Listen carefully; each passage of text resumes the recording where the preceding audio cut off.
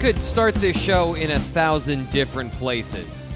Penn State put something on film we haven't seen yet so far this season. A complete football game. The offense, the defense, the running game. They dominated Maryland, which is not surprising because that's what they do. They dominate Maryland. But it is surprising given we have not seen Penn State do that at any point so far this season. This is the BWI Live postgame show. We are joined by Sean Fitz. Excited to have him on the show, but we are joined by you. Your thoughts, your comments. This conversation runs through you tonight. Penn State, did the light come on for Drew Allar? I have 4 or 5 of those thoughts and questions coming up today. But Fitz, let's get your opening thoughts about Penn State, Maryland. What did you think of that game? Hey, football's fun sometimes, right? Like Right. if you're on this side of it, like watching it, covering it, whatever. We talk about the difference in, the last couple of weeks, and you think with points come hope and come purpose, and they did today. And Penn State was able to do what they were supposed to do against Maryland. Like this is a game that you're predicting it a couple of weeks ago, and you're thinking Penn State, should feel pretty good at keeping Maryland at length. But they were able to do pretty much whatever they were able to do thanks to dominating up front on both sides of the ball. And by the way, there's a passing game. Who saw that one coming? Yeah, and they got a hot start. Like all the things, all the buzzword conversations. They threw the Greg here with holy downfield passes Batman, who drew up that passing game. Listen, it is now officially on tape. It's on tape. You can't play cover 1 or cover 0 against Drew Allar now. That was the thing we talked about last week was some of the stuff that Indiana did. They gave them opportunities without parking a safety in the middle of the field all the time. And in the last 2 games, these 2 teams have challenged Penn State to throw the ball down the field. And Drew Allar absolutely made them pay for it. 25-34, 240 yards, 74% completion percentage, and 4 touchdowns, 3 in the first half. They won the game in the first half, Fitz. They have not done that this year. Another first for the Nittany Lions. Yeah, I mean, it was just, you looked everywhere you looked, there was firsts of, Dante Cephas, like, Yep. I don't want to play the where's that been all season, but like he looked like a different player. Like it wasn't a situation where I don't think he was being utilized correct. He just looked like a different player. And sometimes you find that level, and that's where you go. And that's what comes with confidence. You look at that first touchdown grab that he made, which, by the way, Drew Allar's ball placement today, it has not been better. Like it, and I don't think that's a situation where you go back and look at the tape and like your eyes showed you a lot more today than probably anybody was expecting. But to get the confidence, to get rolling, to score 14 points in the first quarter, which is something that's just been evading them for a long, long time. It's going to make everybody confident. Like you look at that defense, and defense didn't have their best day, but like they were in a position to do exactly what they needed to do to set the offense up. And I don't want to throw the C word out there, but they were a bit complimentary today. It was very nice to see. It was interesting the way things worked out, and just like a quick and dirty analysis of what happened in the first half was Penn State was playing a lot of cover 2 because, as we said on Friday, Maryland throws so many screens, and you saw it today, so many screens. So when you play cover 2, your corners in the flat, and you can attack those. But for Taulia Tagovailoa, who's a good quarterback, he's able to dissect the underneath passing game, throw, and that's how you get 17-17, on top of the fact that in those man-covered situations when they didn't get pressure, Maryland has good receivers. He's good on the run, and that led to, I think, kind of hollow yards because they didn't get points, Fitz. Like, as much as they did move the ball in the first half, the 4th down stop was huge early.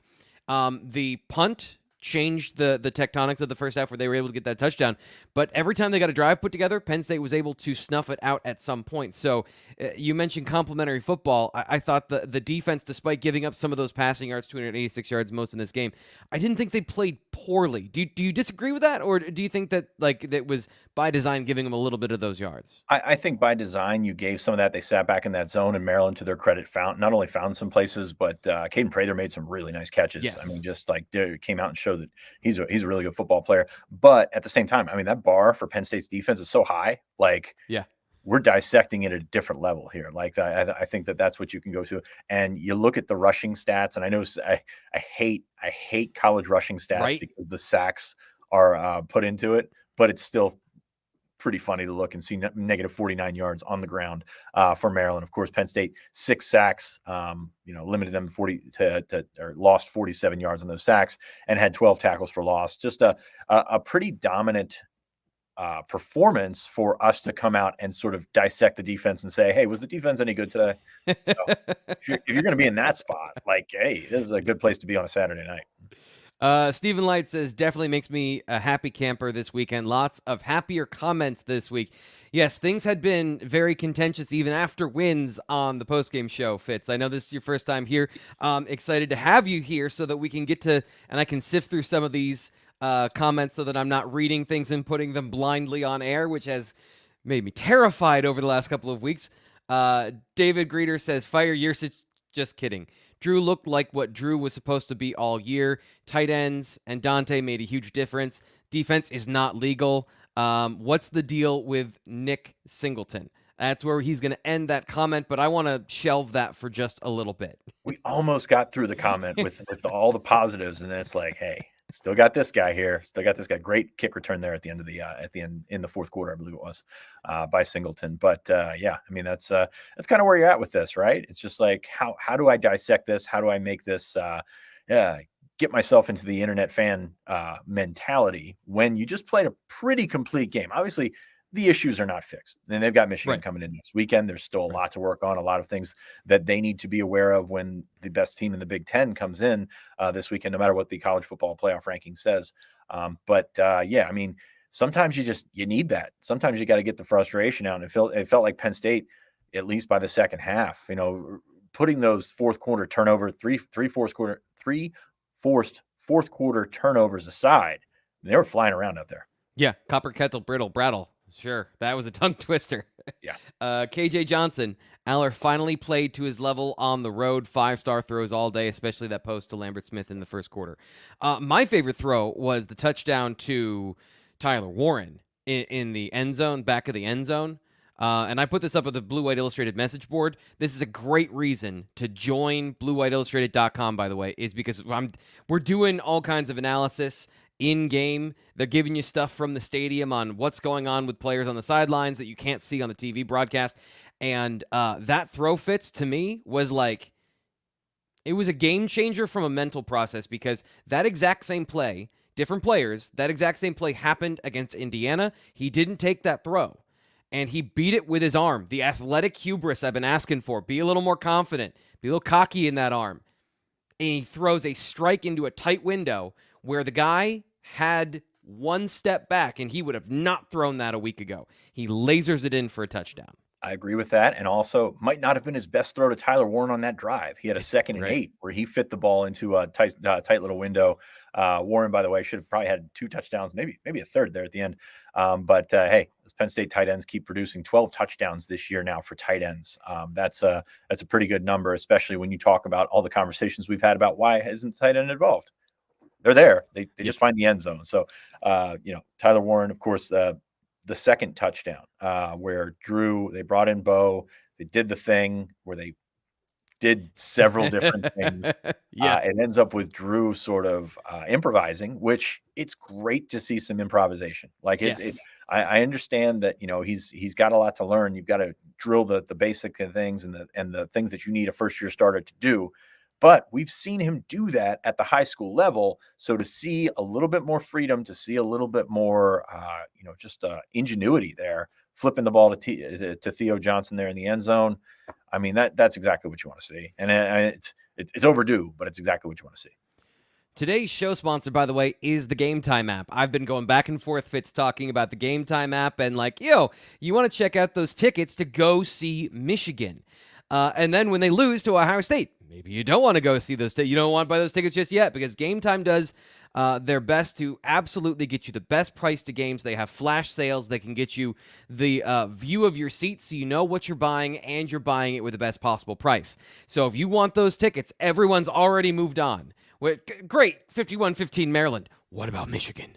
Michigan's coming up next. So check out the Game Time app, download it, and use the promo code BWI. That's very important. I'm going to get this up again. Let me find what I'm supposed to tell you here, because this is important. This is the details. Download the Game Time app. Create an account. Use the promo code BWI for 20% off your first purchase. GameTime.co if you want to go to the website. I'm a browser user myself. I don't use a lot of apps personally, but the Game Time app is awesome, because Fitz and I, Now, Fitz more than me is a man about town. He does things. He goes places. I don't go too many places. I don't do too many things. But when I do, I need to know how to find things. And the Game Time app filters by location, event, type of event, genre, comedy, music, football, basketball. You can do it by region and filter in all of those ways. So go check out the Game Time app. And thanks to them for being a sponsor here on the show, Fitz. Yeah, we appreciate the Game Time app. We appreciate any time that you can get out to those games and use the Game Time app. And we appreciate them being with us on the postgame show, just like we appreciate you being our meat shield every week here on the postgame show. T. Frank, I come on when it's fun, and obviously I'm not at the game, so that's why I'm here. But it's good to feel a different vibe here. It's going to be an interest. I'm ready for it next week. I'm prepared. I am hardened. I have been in the fire all year long. The Michigan game is coming up. I can't wait to hear all of the things that happen from now until then. It's going to be super interesting. But let's stick here on this game for just a little bit longer before we start to preview Michigan. I think we can talk a little bit about it. Wes, you're pushing the line. I tell Wes every week, at least just don't swear so I can put your comments on there. And he says, at least Maryland bleeping sucks. Hey, Fitz. So, Wes, happy to have you here as well. Thanks, Wes. Can I say one thing? Sure. Maryland, not as bad as Maryland teams in the past. I think they've done a nice job of getting talent in certain spots. I mentioned Prather a little bit earlier. Those wide receivers I thought were very good. And Tagovailoa just up against it, but nearly I don't know if you watched the broadcast in the first half. They mentioned this once or twice, but nearly perfect in the first half. But they've got some players, and I don't think they played their worst. I think they have played worst in the last couple of weeks. But Penn State, I think, just did a nice job of keeping them at bay and basically dictating the process of the game. And I think that needs to be said. Like, Maryland's not a dumpster fire. It could turn to that. Like, they could find themselves in that position down the stretch, but because their schedule's not easy. But I don't think this was a situation of Maryland just being complete garbage in the sense that Penn State won this game because of it. Yeah, they went toe-to-toe and were pretty close with Penn State. That scared the crap out of me. Sorry about that. That was unexpected. They played hard. One of the things that we came into this game, especially early in the tailgate show earlier today with Aeneas Hawkins, we said, if you get up early, can you demoralize this team? Because they're 0-3. You saw them kind of the shoulders slump once Ohio State got it going in the second half. Can you make that? Can you do that to them in this game? And really, from the offensive perspective anyway, I don't think that ever happened. In the first half, they really played up to Penn State. And the level, they just didn't get points, which is not great. And also, then in the second half, Penn State's defense adjusted, and that was kind of the end of that. Ryan says Allar's willingness to run when it was there was important. Finally a 5-star and played loose. I would agree. The just generally, Drew Allar made good decisions this week, Fitz. It didn't feel like he was tripping over his own toes in a hurry to do stuff. It felt like he was poised and was willing to do things he hasn't done in the past. If he's able to do that, is that a thing? And I'll ask the first looking forward question. If he plays like today, does Penn State have a puncher's chance against a team that has so much physical talent that Michigan does? Yeah, the windows are going to be smaller. Like, obviously, Michigan much better at Maryland in every way. Basically, let's go with that. But the windows are going to be smaller. He's going to have that opportunity though, because I mean, it's a different guy than we saw against Ohio State, a different guy than we even saw last week against Indiana, and even some of those wins in September. Like, you're just kind of like, get me there, get me to the end. And today it did not seem like that. He's checking down. I mean, you and I had the little, back and forth about the 3rd and 2 where they ran the smash fade to Keandre Lambert-Smith, find the matchup, exploit the matchup, didn't get it. But at the same time, I mean, that's the right call. Like that is what you want to see from your quarterback who finds that open spot and goes with it. So I think that was the big thing to take away from it. He was accurate. I mean, he was the ball placement was night and day, I guess we could say that, compared to what it's been. So like, I think it just visual steps forward. Like, you could see the things that he has improved on, or the things that he needed to improve on. He took care of it. Again, does it fix everything? Absolutely not. But at the same time, I mean, you were looking for crumbs and you found the whole piece of bread there. Yeah. Yeah, that's so I like it's that. so relieving. No, I loved that. That was perfect. The play caller looks so much better when the execution works. How about So that? yeah, right. Just a quick process thing. They started with Keandre Lambert-Smith in the backfield, so he motions into the slot. You have him on the hash as the slot receiver. To me, that's the whole concept of the offense they've been trying to get at all year: is get Keandre Lambert-Smith in the slot and let him attack the defense. And in this situation against that team that was going to play such aggressive man coverage, that's where Penn State has been trying to get some of these big plays all year. And I agree, it was a great concept. It was a great play to call. You got to execute it. And in those situations, I thought from the Mike Yursich side of things, you look a lot smarter when the things you dial up, the quarterback actually takes it. And I'm happy that finally, I've been saying all year, his eyes are good. He knows where to look. He's just not throwing the football. And finally, he's throwing the football to the concepts that Mike Yursich is dialing up for him, Fitz. We're not going to talk about the interception leading to everything, right? I can't do that again. No, Like no. I don't want to do that again. Like that's not how any of this works. But I mean, yeah, I mean, you just look looser. You find where the spots goes to go. People were talking about the tight ends here in the chat. They're absolutely right. I mean, those guys and blocking too. Like I haven't watched the game back, but they were Yeah. getting after it as blockers as well. So I think that there's a lot to like on this. Again, I don't think you're going to get over the moon, but if you're a Penn State fan, there's hope there, and that's something that's been missing the last couple of weeks. Larry, he's back. He says, different Allar, even though we didn't hit on a big play, but the threat and possibility of going down that road is big. So I think Larry's talking about like an actual deep shot where it's 30 yards down the field today. In cover zero situations, you might not always get that, and that was a huge part of the game today for Maryland, is they bring a lot of pressure, so you don't have necessarily a lot of time to get downfield to do that. I do think that is a part of the conversation with some.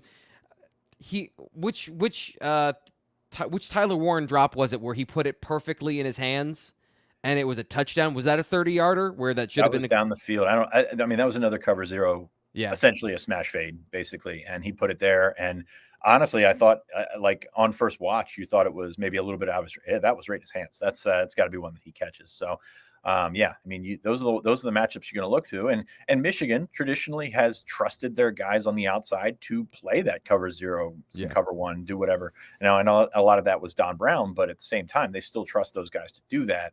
And if you have that opportunity to try and take that advantage, and your receivers are making plays on the ball, Keandre Lambert-Smith, Cephas, you see here that Keandre Lambert-Smith did get back in the game after jamming his knee into the helmet or the turf or whatever it was there late in the game. So that's a good thing. I mean, we've talked so often about how much Trey Wallace has missed, but Cephas steps up, does the right thing not only like on the touchdowns, but like in between those plays. And there were, it was actually funny.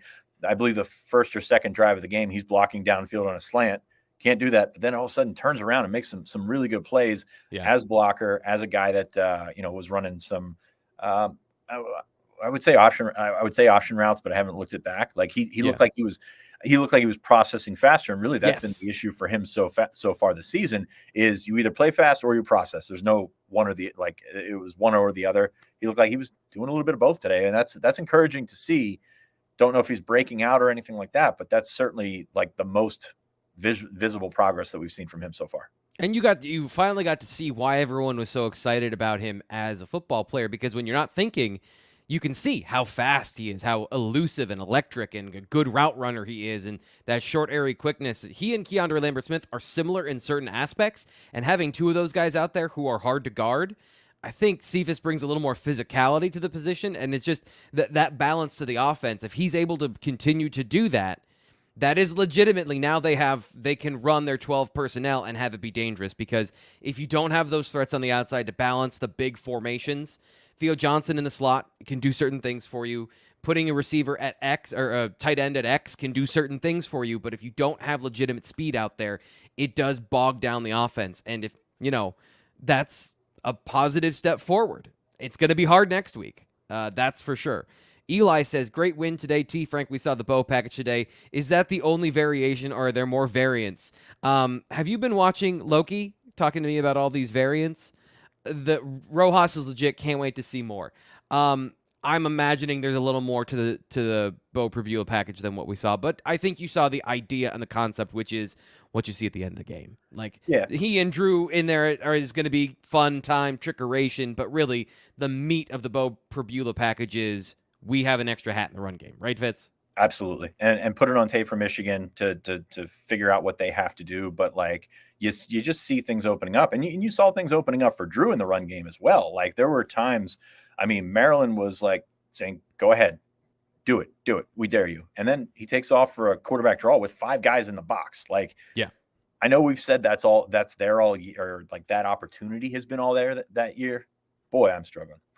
I know we've said that opportunity has been there all year, but not 5 guys in the box where they're daring you just to take off. And he took off. He did some nice things, and obviously protect the football is the number one thing that he can do in that situation. But like, it's going to put guys on their heels. Like, it's not a situation where you're scared of him running, but the threat of him running is a different animal. So putting Bo in there, obviously, it makes you a little bit more loose on defense. And when you're loose on defense, you lose assignments. And that's where you get tight ends, you get Khalil Dinkins on a 4th down running wide open. That's where you find yourself with this package. And as we said, it's not so much the player as it is the threat of the running quarterback. For sure. And I want to follow up here with a quick conversation about Tony Rojas. There were so many things to hit on today on the post-game show. I hope we don't forget any of the great players that played today. Shout out here as I randomly think about it. Keon Wiley was in the game in I think the 3rd quarter and was excellent on the play that I saw where he got a free rusher and hit the quarterback. But Tony Rojas, legit. That is absolutely correct. I maybe this is a hot take. I don't think it is at this point. I've been watching him slowly progress, and the quickness and the decisiveness he has. He should be the next number 11. Like, he's the next Sticks because he has the aggressiveness and the speed to be a difference maker as a linebacker. And I just think like he's super fun to watch. He certainly does. And I think it's it's worth pointing out that Penn State, because of the situation that they're in at linebacker, because of the guys that are healthy, they've been able to bring him along at the speed that gets him to where he's at right now. Yeah. And maybe you see a little bit more of that over the last third of the season. But I think he's coming along at the right time. There's always that debate of whether, you throw a guy in too early. Does that hurt his progress? Penn State's not in danger of that right now. Penn State got Rojas out there. They got Jameel Lyons out there. That red shirt is gone. That is a situation where they wanted to play him, and they did a good job, which allowed them to keep Amin Vanover on the sideline. Chop Robinson was never playing in this game, but it allowed you to keep Amin Vanover on the sideline, get an extra week of getting better. Like I said, coming out of practice the other night, there was just something a little bit off about Amin's reps and things like that. So yeah, get him healthier, get him where he needs to be. And I will say, Chop Robinson going through warmups, I know he was not going to play. He was actually not on the travel roster. They got a waiver for him to travel. But him just being out there is a great sign. I don't know if he'll be back next week, but considering where we've heard things may go in this direction, it's a great sign to see him out there. Yeah, absolutely. And once again, you're going to need your fastball against one of the best teams in the country. Larry straight trolling in the chat. He said it all leads back to the interception. Admit it, Larry, don't tell me what to do. Best way to get me to do the opposite is to tell me what to do. And Wes says, was Underwood watching today? I thought this was also a troll, and then I put the connection. Bryce Underwood, I think, is who he's talking about. Fitz, this is a great conversation for us to have here, which is not Bryce Underwood, but if you want good quarterbacks to come to your program, you got to have good quarterbacks playing good and have it be fun to watch. And today was, I know it's 240 yards, but 4 touchdowns and being surgical the way Drew was, like that is a great recruiting tool. Correct. James Franklin was at Malik Washington's game last night, Archbishop Spalding. That's a guy that Penn State's been really heavily after. Of course, Bryce Underwood is the guy that you mentioned here. He visited, I believe, for the whiteout, and he's got a close relationship with Danny O'Brien. I think Penn State's in it. I don't think they land him, but I think he's in it. And then, of course, the other night offered Matt Zollers, the in-state quarterback at Spring Ford, who had a really good game on Friday night as well. So, there's appeal there. Like it's a long way to go in this 25 cycle, especially because Washington does not seem like he's in a rush to do anything. Zollers does not seem like he's in a rush to do anything. They're still in the playoffs there. But it's going to be appealing, I think. And these are the tapes to show. And Washington was, I haven't followed up with any of the Maryland guys. Washington was supposed to be at the game today. I don't know if he showed up or not, but that's a pretty good one to have with the performance that Drew had. Yeah, and by the way, when Fitz does find out, I have a feeling that that information is going to be at bluewhiteillustrated.com on the message board, which you can only get if you sign up. Subscribe to bluewhiteillustrated.com so you can get this information. You can have these conversations with us all the time. People message us on the message board. We talk in chats and threads and all that stuff, so the conversation never ends. We just sometimes have it here on the YouTube channel. Greg says, hope it's okay to say this, so I appreciate you guys. I've always been a passionate Penn State fan, but I'm learning stuff every day. That is the greatest compliment you could give us. I love that, because here's the thing. Anyone can turn on the camera and talk, but I'm hoping, and I think the evidence speaks for itself, that we actually know what we're talking about here on the postgame show. So if you're having a good time, please like the video, and most importantly, if you know friends that like football like you and they want to learn stuff too, Greg, anyone here in the chat, if you're having a good time, share the video with them so they can watch this with us as well. We love having a great crowd. People happy. It always makes the vibe better, Fitz, as you mentioned. So we're talking to you in the chat if you got any questions. We're not just answering people who give super chats, but I'm ADHD. I see the lights. I see the colors. That's why they get on the screen. It's easier for me to do this and talk to you and talk to Fitz at the same time. What's the next thing that we need to talk about in this game? Because I'm flying 1,000 miles an hour and I don't want to miss anything. Is there something else that sticks out to you as far as, wow, that was great from Penn State today, or something we haven't seen in a while from this team? I need to make a comment to Steven. I am not in an underground bunker here. I am legitimately, stereotypically in my mom's basement because I am visiting my parents right now. So that's where I'm coming at you live for. That's why I don't have any of my equipment. That's probably why I sound like shit. But that's kind of where I'm at with that. But I'm out of town for the weekend. I did not go down to Maryland, but I'm not in an underground bunker. Anyway, I'm thinking of the run game, like Kaytron Allen, like seeing him push into the end zone there at the end looked like a lot of relief. I think we've been saying it for a while. I think this offense runs a little bit better with Kaytron Allen than with Nick Singleton. Singleton's still trying to find his footing, but I think Allen, pull up the stats right here, but he looks 14 for 91. Yeah. I mean, Penn State has not had great individual performances this year in the run game. So you're going to take 14 for 91, 6.5 yards per carry. Penn State averaged 4.3 yards per carry. Drew Allar, 9.8 yards per carry, by the way. Pretty great. Everybody saw that one coming. But I think with Kaytron Allen, needs to be said, like that's got to be your guy going into Michigan.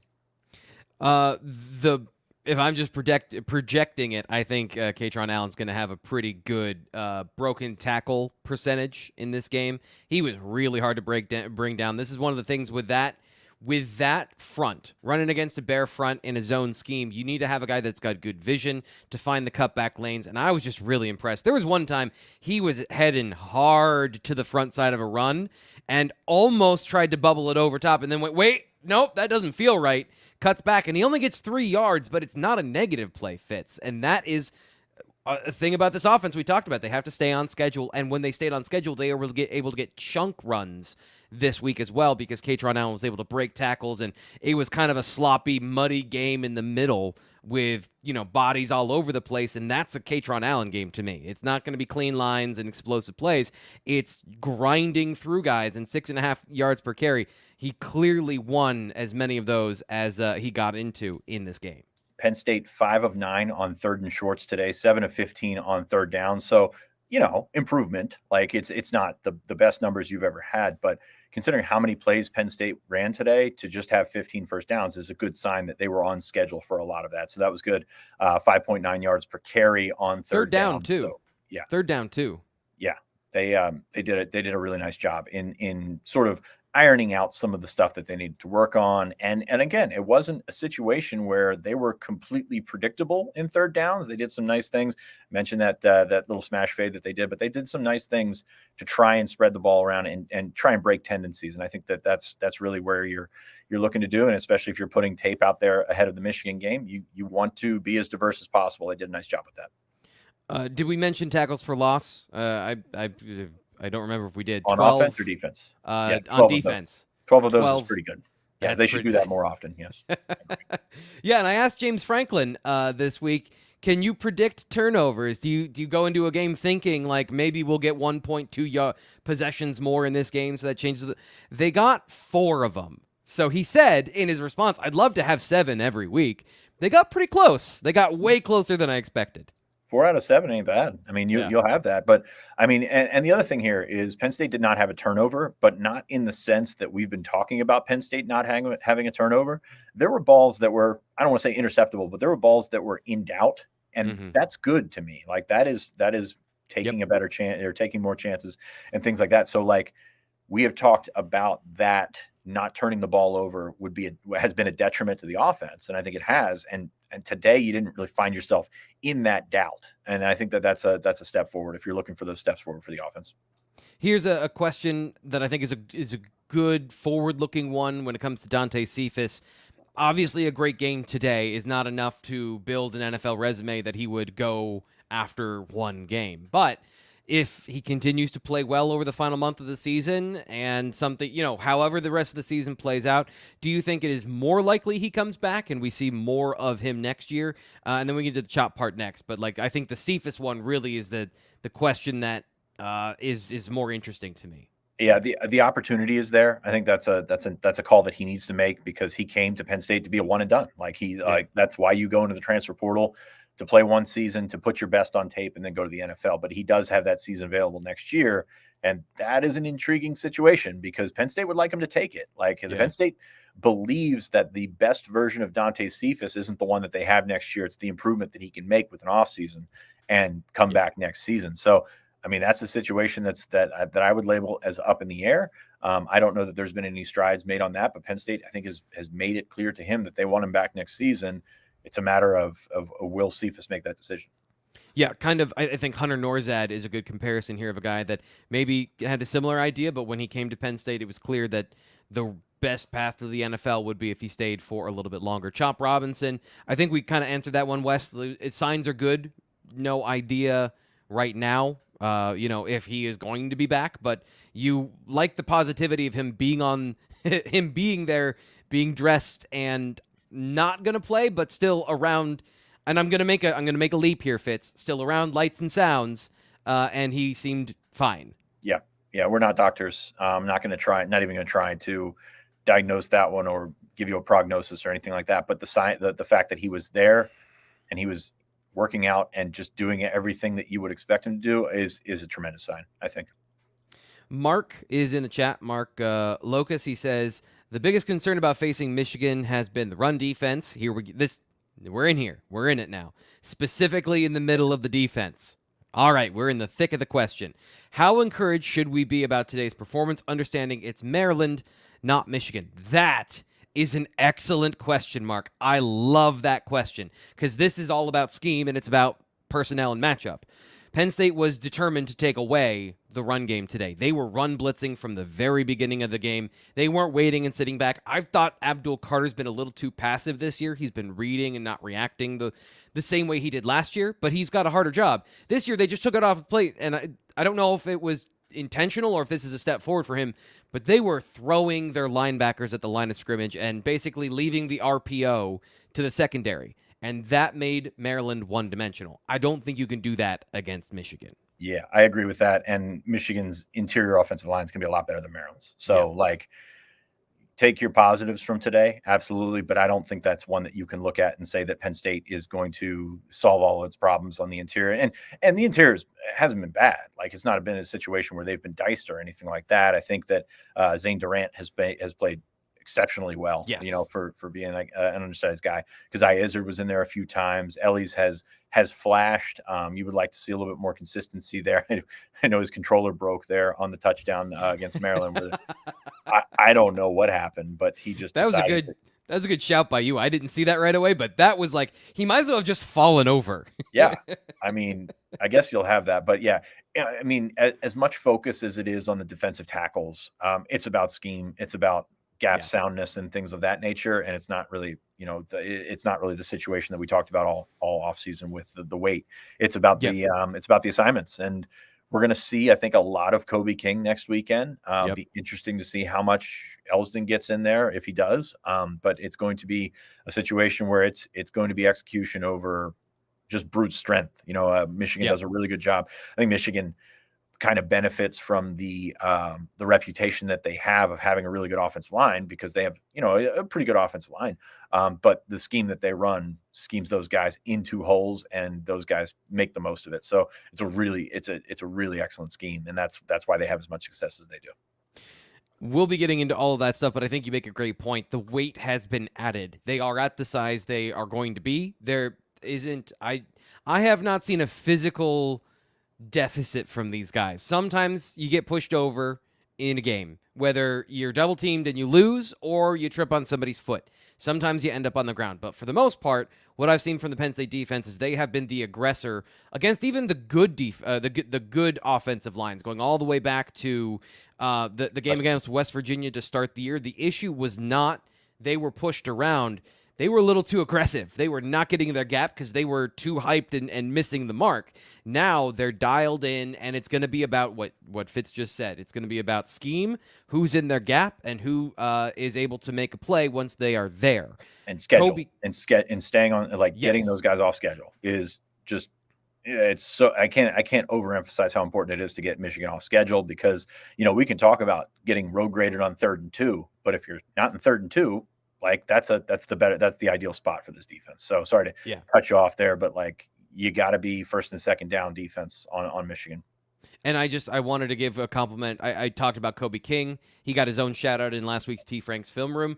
This game, the first run of the 3rd quarter for Maryland, might have been the best run gap responsibility and play from both him and Carter together. That was the linebacker room you've been looking for from those guys. If you're a Penn State fan that's been begging for Kobe King to be the starter, there was I think it was a pin and pull into the boundary. So they're pulling 2 offensive linemen to the short side of the field, trying to do something that Michigan did to Penn State last year. And not only were they flying downhill on the run key, they then exchanged the gaps properly and bounced it out so that your guy, KJ Winston, could make a great play in the flat. So, not only was it great team defense and great team run defense, but it's all about process. It's not just about the result. How did you make it happen? The linebackers were perfect on that play, and that's a great sign with both of those guys feeling like they're getting more locked in here in the second half of the season. Yeah, Carter again, looking more comfortable. It's going to be another animal next week, with him. And you mentioned KJ Winston, great job tackling, especially specifically. I have that filter by my mic at home that catches all that stuff when I say it, though I don't have it this time. But specifically before the half went out, keeping those guys in bounds, doing a really nice job. Penn State just looking comfortable, and there were some tackling errors, no doubt about it. The one that set up the touchdown there in the 4th quarter, you gotta get rid of those. But at the same time, Penn State had a lot of opportunities for tackles, they made them. Yeah, David Greeter says Abdul played his best game of the year. That's another thing it's going to take. It's interesting. Is it just Maryland? It's something about Abdul Carter and Maryland. He had one of his best games of the year last year against Maryland. This matchup, they just used him more aggressively today, and he was able to dominate in those situations. In the pass rush game as well, where he was able to get a sack, just perfectly timing a blitz in the A gap. That I thought was some of the best we've seen of Abdul Carter this week. Do you think that next week you can find some sort of thing to carry over? Because like we said, the scheme and the plan is going to change, but I love that aggressiveness, and I just want to see more of that aggressiveness, because that's what he needs to do to be that guy. Just like on offense, the margins are going to be smaller. So you're not going to have the opportunity to send him just with free reign for doing whatever he wants. And that kind of sucks, because that's what he's best at, doing that whole thing. So I think that there's probably not as much that you can do, but I mean, Manny's there to maximize the individual skills of his players, and that's kind of a skill that you got to utilize if you're going to win a Big Ten or a big time top 10 matchup game. So I do want to have this conversation. I'd like to have this conversation, understanding that there's a lot of factors here, but Bradley has asked this a couple times, and I just want you to know, we do see these questions. What is wrong with Nick Singleton? Is he injured? Why isn't he as productive as last year? This is something I talked about earlier in the week. I don't have a good explanation for Nick Singleton not being as productive. I don't think it's a physical thing. You saw him on the kick return. Fitz, if there's a thing that you've seen, do you have an idea about the difference in the productivity between last year and this year? Not particularly. Like I, Yeah. I, I wish that we could nail that one down because it's been a question for 6 to 8 weeks now. So I wish there was something that we could pick up that would say, hey, he's doing this. But I think if we haven't found it, or, I mean that's tough to say. So he's healthy. He showed a nice little burst on that kick return and just kind of ran out of space, I think. But at the same time, it's kind of, I don't want to say misleading, but like we've seen it from him before. And that's probably the most frustrating part is we've seen the best of him and seen what he's been able to do in certain situations. It's not there. And I don't think you put your finger on it. Yeah. And it comes down to me, like, there are certain things going on where he's trying to be a more patient back, and we've covered this 1,000 times. This is the problem, is like we've had this conversation on the Monday show. We've had this conversation in film rooms. We've had this conversation here on the postgame show several times. It's a static situation, so I don't think that there's any new evidence to change our insight into it. It's just when it comes to breaking tackles, he's running hard. I thought today, actually, some of his runs where there wasn't anything and he put his shoulders down and basically Red Rovered through the offensive line.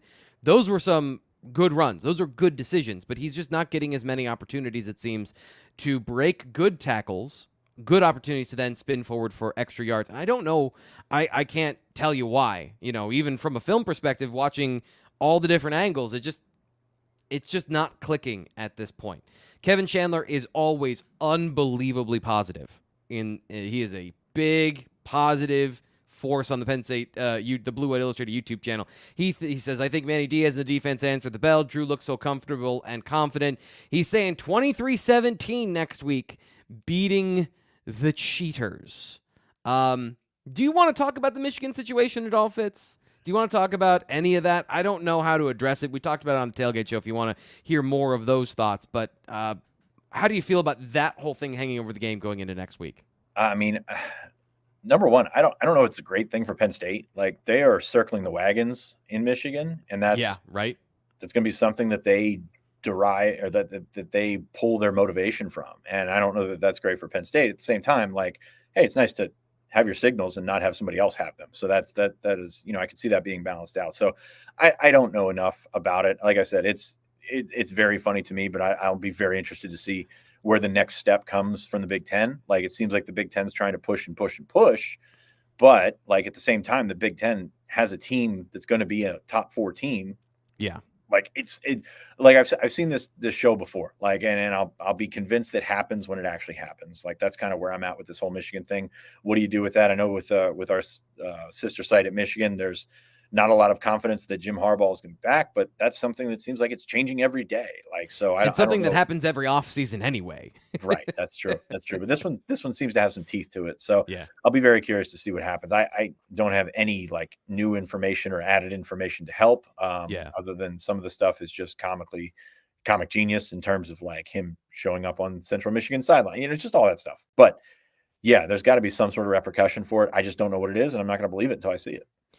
Yeah, I think you make a great point there, and something that you don't have to work that hard to follow the money, right? So you've got an opportunity once again for the Big Ten, if all things fall right, to have maybe 2 teams in the college football playoff in the final year that there's 4. It's a great storyline. It's now you've got villains and heroes almost. You've got not only bad blood, but you've got people that are, being accused of cheating and doing things the wrong way. So now they're all upset and they're defending themselves. And like you said, the spears are out and the shields are up, and TV loves that. Mm-hmm. So you're not taking that away unless, I don't know, like if it's the things that came out this week felt like, was that the final thing that you felt like would push things forward? It felt like there's a lot of leaks coming about what Michigan was doing and all these things. And the internet sleuthing that's been going on Twitter has been hilariously fun too. You said, I'll believe it when I see it, but like I kind of get the sense that might have been the last attempt to force the Big Ten and the powers that be to do anything. I don't know that it's the last attempt, because we're seeing new stuff every day. Like I saw there was an email that came out today. I mean, there's so much there. And that's why I think would be very frustrating if there was no sort of end solution to this from the Big Ten, from the NCAA, whatever. If you're not on the Michigan side of things, I do. Yeah, I think there's. I don't know that there's a situation where you get to the end. Like if we're looking at some of the reporting, it says, hey, they keep finding stuff. Like they keep finding more stuff. Like Yeah. whether it's public Venmo transactions or whatever it's going to be, they just keep finding stuff, and that's not an ideal situation to be if you're the University of Michigan right now. Yeah, that's a good point. Like the clip isn't empty. I guess it's just the public display of it. I felt like it took a step forward. And you're right. It's developing so quickly. I'm probably not up to date with all the information that has been released and the new stuff that has come out. Just going from like that to, hey, it's Ryan Day that paid for the detectives or whatever it was yesterday. I mean, it's just you can't write some of this stuff because it's too good. It's too good. Yeah. I just love the way they're like, you know what? We're not going to deny that we're cheating, but it was Ohio State that did it. They're the one. This is all a conspiracy. It's like you didn't deny anything that happened. You just said, but Ohio State. Like I said on Twitter, like that was a Scooby-Doo villain level way to do that. Of like, and I would have gotten away with it too. But the actual team fits. Talking about the players on the football field, you mentioned the scheme. I just want to bring up one person that I think is going to be a huge factor, and it's not J.J. McCarthy, the passer, because he is good, but their read option game, putting players in conflict in space, is what really was the problem last year for Penn State. That was the cherry on top of they got Roman Wilson back, they had speed in the slot, and then suddenly it felt like Penn State couldn't be right. Maybe there were other reasons Penn State couldn't be right, but they also had the players with speed in space to cause a lot of problems for Penn State and create some of those explosive plays outside of what they were doing in the run game. How do you see Penn State countering that? Do you think they're better situated to counter that this year with guys like KJ Winston in the lineup, or is it still going to be like a dicey thing where you're holding on by a razor's edge? I don't know that it's going to be dicey, and they've got some guys that can fill holes and things like that. But you had Tig Brown last year, who was pretty darn good. So like you've still got opportunities for them. You know, to me, I think a lot of this is going to be, and I know this is going to get away from the run game, but like on Kalen King and Johnny Dixon on the outside, like how much do you trust those guys to take away those two guys on the outside so you can focus on the 9-on-9 on the on the interior there. So like that's the big one for me.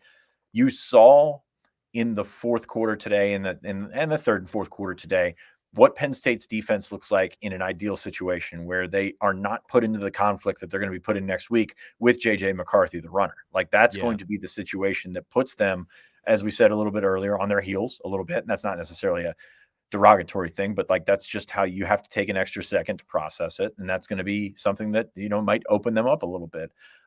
They have not been great against mobile quarterbacks, and they were not asked to stop a mobile quarterback today, even though we thought that maybe try and run it a little bit more. With Tagovailoa, he still took a pretty good beating regardless. So yeah, you've got an opportunity to put this defense in conflict, and you're going to make Carter think, you're going to make Kobe King think, Curtis Jacobs, those guys. So, you know, if it may not be a situation where the defensive tackles or the defensive line is the one that is responsible if Penn State does get gashed. And I think that's the worry. That's the worrisome part here is how do you fill that? How do you fill those gaps and do it from the second and third levels? I think that's the part you got to get to, because it ain't Maryland. Like that there's going to be a situation where they're going to, you know, exactly what Michigan's going to do. They're going to bring that hammer and they're going to try and go right at you. They just have a little bit more confidence, a little bit more ability on the outside to make it hurt in different ways. Yeah, and they bring a balance that Maryland definitely didn't have, as you pointed out. Getting Tagovailoa involved in the run game, we've seen them try to do that this year, and this is so bad. I'm looking at it for the first time, like fully. Roman Hemby had 5 carries for 0 yards. Oof. He's a good player too. That's the thing. College game day is going to Georgia next week, by the way, not Penn State. So if anybody was holding out for that. Yeah. Do you think the big noon show will be here? Kickoff is supposed to be there. So yeah. Well, they get doing sets again. Bummer. Yeah. Bummer.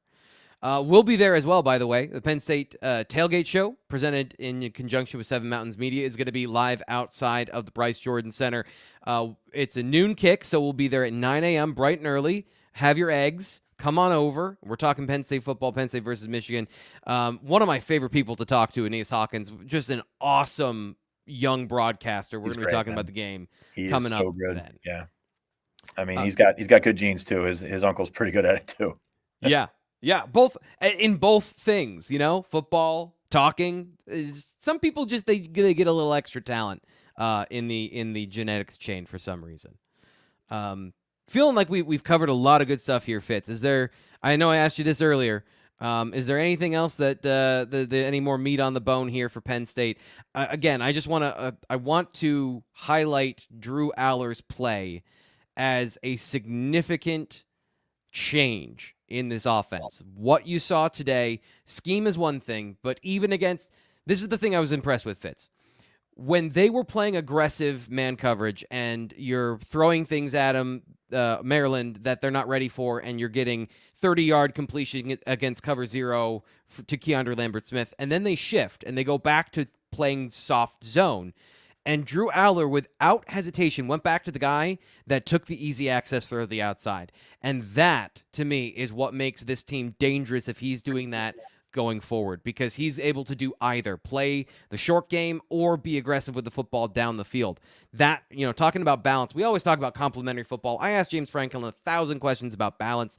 To me, if you can't threaten at multiple levels of the defense, you allow them to take things away by default. And in this game, Maryland couldn't take anything away from Penn State. The stats is not a 300-yard passing game, but this was a total evisceration of their game plan coming in.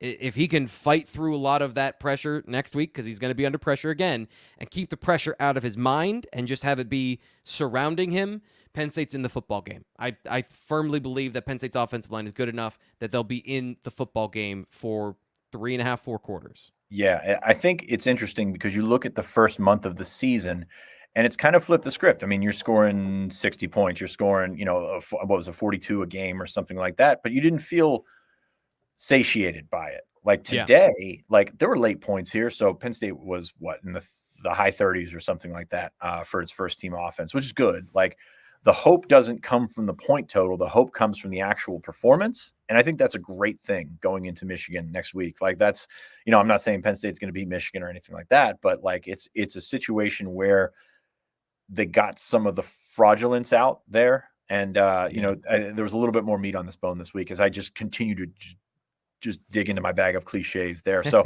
I think I started off with that one. we're in. I mean, we're 52 minutes in, guys. Like, I don't know. You're going to get cliches. It's going to happen. No. So I think if you're going to derive hope from this game, it comes more from the performance than it does the end scoreline. And that's not something you could say all season long with this football team. Yeah, Penn State 51-15, and it felt like it. That's a great point. That even if 27 of those points came in the fourth quarter, they did their work. I think that the third quarter only getting a field goal, that's going to be something I'm digging into.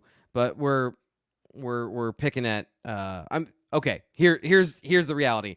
They had a 5.5 minute drive, 11 plays, 70 yards. They took up a big chunk of the quarter, and then they went 3 and out on the next drive. So they just didn't have enough opportunity in the third quarter. So I've already eliminated that from something I'm going to look at.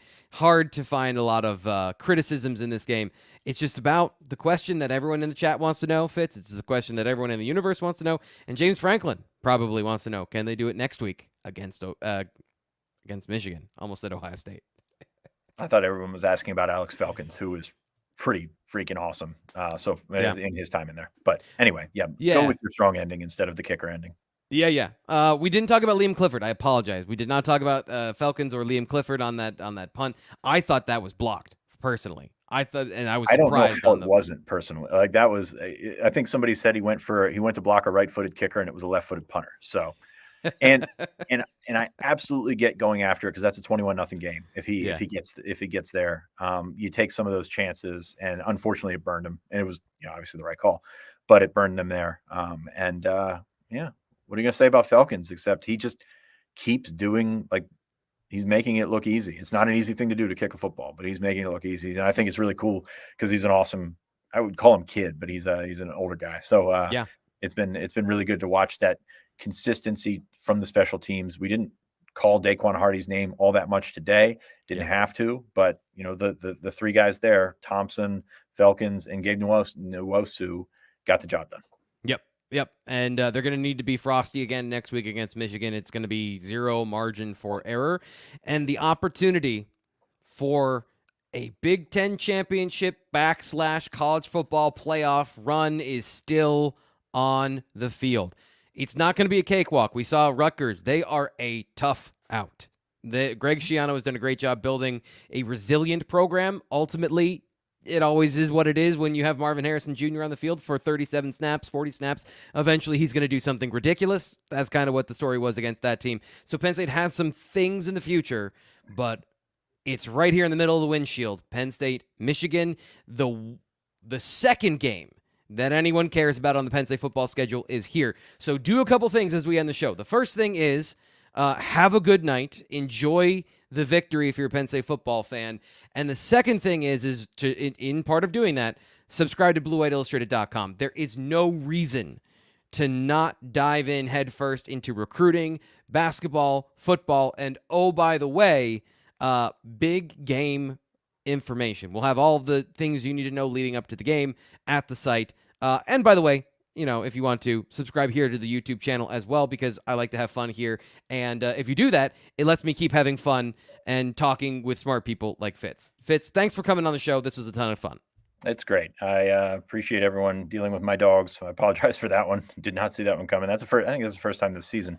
But again, what he said, enjoy the win, enjoy the evening, enjoy the blood pressure going down from a 51-15 win over Maryland. A good one for Penn State. Like we can split nails and everything like that. Split hairs. Sorry, I don't know why I'm splitting nails.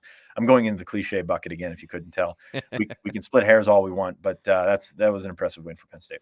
Yep. And the next time you'll hear from us is on Tuesday. James Franklin moving his press conference to Monday.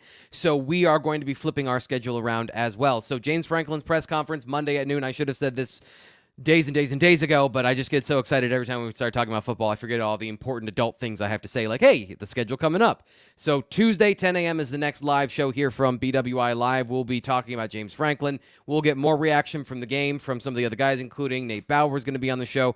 All that coming up here on the Blue White Illustrated YouTube channel. Can't wait for it. We'll talk to you then.